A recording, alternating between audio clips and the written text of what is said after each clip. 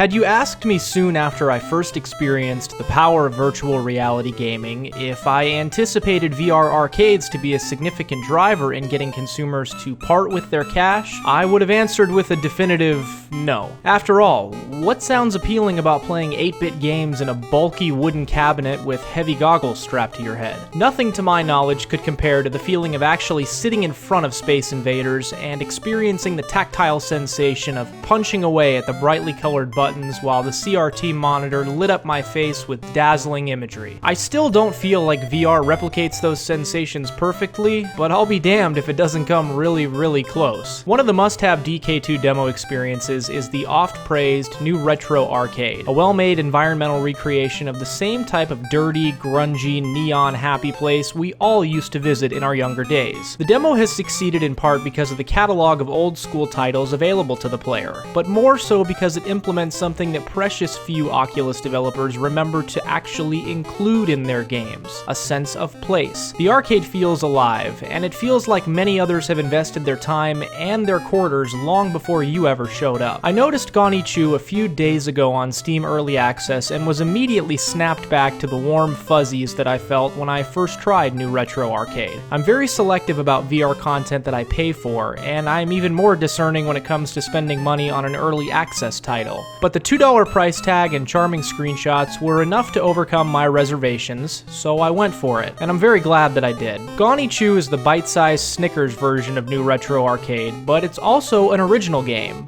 which, unless I'm mistaken, would make it the first of what I predict will be a long line of similarly themed experiences. Upon loading it up, you're greeted with a gorgeously rendered cabinet that is adorned in Hanna-Barbera-styled art all around the borders of the screen. Looking left and right reveals that you're inside a nondescript utility room with shelving on either side. It feels like a special little retreat away from the noise of the outside world. The game itself is simple, frustrating, and fun, which coincidentally are the only three qualities necessary to keep me playing any arcade title. You play as an otter who needs to collect 10 letters from each level. While moving around, you have to outwit a hungry alligator that wants to make you his meal. Sounds simple enough, right? It isn't. The gator is surprisingly good at predicting your movements, and things become complicated when angry bees attack you at various moments along the way. Touch a bee and you become immobilized, opening yourself up to the gator. Touch the gator, and, well, let's just say it doesn't end well for you. Gon E-Choo is a tightly constructed exercise in good level design.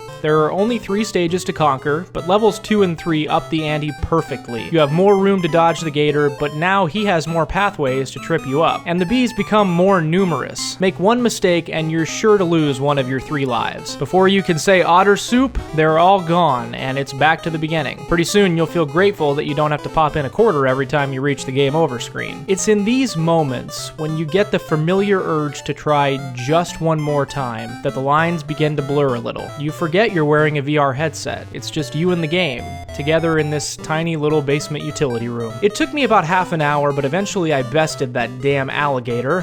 I entered my initials on the leaderboard and sat quietly for a minute or two. When you think about all the little enhancements that shine through virtual reality games, it's tough to avoid getting excited. Simple, subtle experiences like Gon E-Choo make a strong case for both the environment of virtual arcades and the games that we'll see populating them. For that reason and others, I strongly recommend the game to each and every owner of the Oculus Rift DK2. Thanks to everyone for watching this review. If you liked it, please feel free to let me know, and if you're interested in keeping up with my videos, I'd love it if you subscribe. See you guys next time on Gameplays U.